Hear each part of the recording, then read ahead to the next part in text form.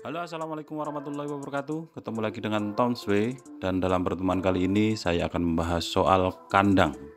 Kandang ideal untuk beternak entok. Sedikitnya ada 3 prinsip utama dalam membuat atau menyiapkan kandang entok. Yang pertama adalah menjaga kandang tetap kering. Yang kedua, kandang harus dijaga tetap bersih. Dan yang ketiga, bisa bebas bau atau bebas amonia.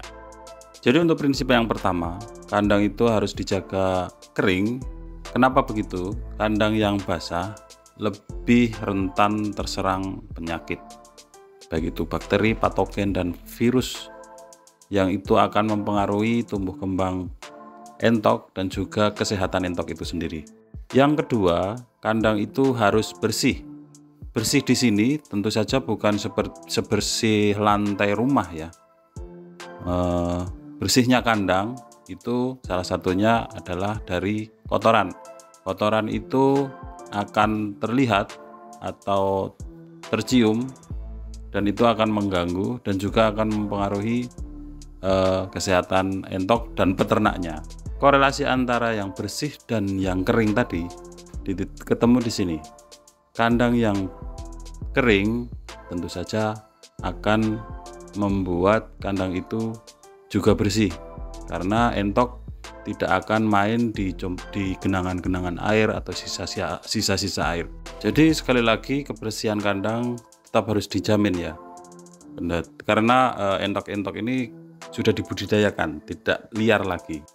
Nah, kuncinya lagi adalah pembersihan kandang. Pembersihan kandang bisa dilakukan setiap minggu atau lebih baik lagi 2 hari sekali atau bahkan setiap hari. Semakin intens pembersihan kandang, maka kandang akan semakin bersih dan sehat. Prinsip yang ketiga adalah kandang itu harus bebas bau atau bebas amonia. Ini korelasinya dengan 2 hal prinsip sebelumnya, kering dan bersih ini, tentu akan berimbas ke prinsip yang ketiga ini. Jadi ketika kandang kering, kandang bersih, maka bisa dipastikan kandang itu tidak akan berbau. Kebalikannya, jika kandangnya basah kemudian tidak pernah dibersihkan, tentu saja akan menimbulkan amonia dan itu akan mengganggu ternak dan peternaknya itu sendiri. Jadi kandang yang tidak sehat, kandang yang tidak bersih juga akan berpengaruh terhadap tumbuh kembang ternak dan juga kenyamanan para peternak itu sendiri. Jadi 3 prinsip dasar ini yang wajib atau harus diterapkan di dalam kandang budidaya atau ternak entok. Berikutnya adalah tata letak kandang atau penempatan kandang gitu ya. Kandang yang ideal itu memang seharusnya jauh dari rumah. Khususnya untuk populasi di atas 10 atau bisa sampai 100 ekor, itu bisa ditempatkan di lokasi yang agak jauh dari rumah.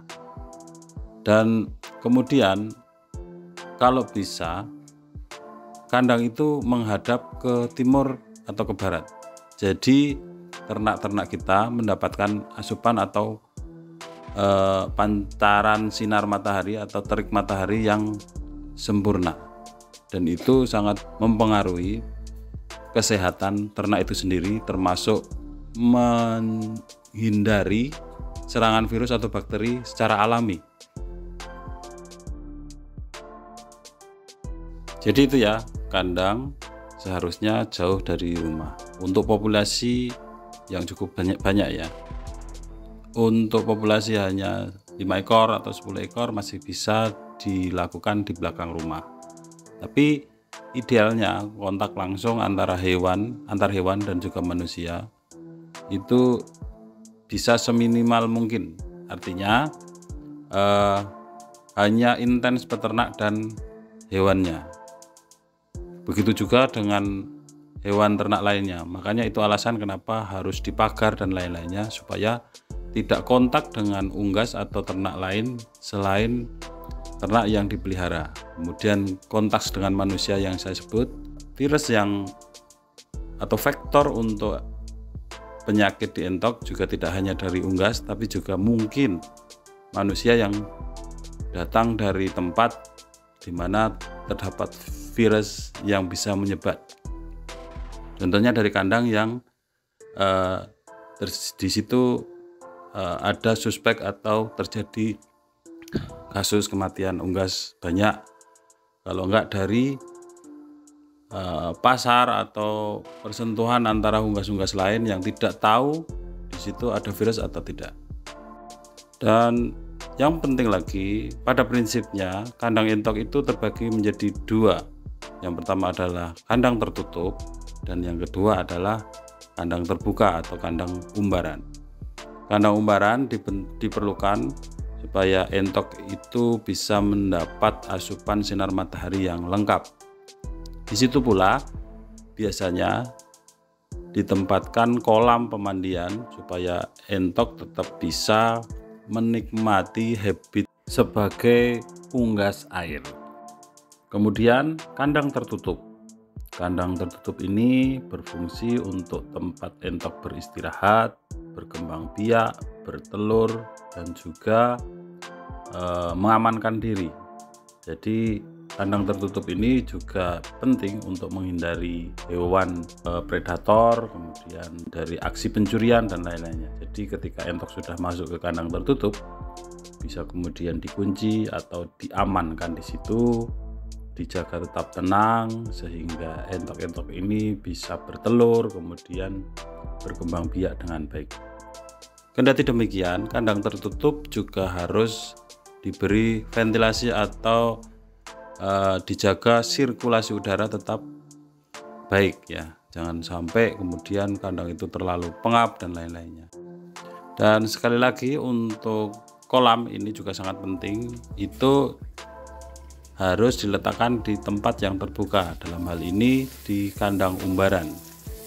Ini untuk menjaga agar lantai juga cepat kering, karena di area terbuka ketika air itu melimpah atau dibawa oleh entok yang mandi. Kemudian yang kedua, lebih mudah untuk membersihkannya.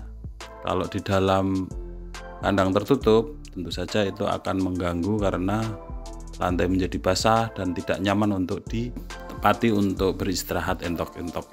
Pengurasan air kolam juga harus rajin dilakukan karena penyebaran virus dan bakteri itu juga salah satunya terjadi karena kolam atau tempat minum yang tidak dibersihkan secara berkala.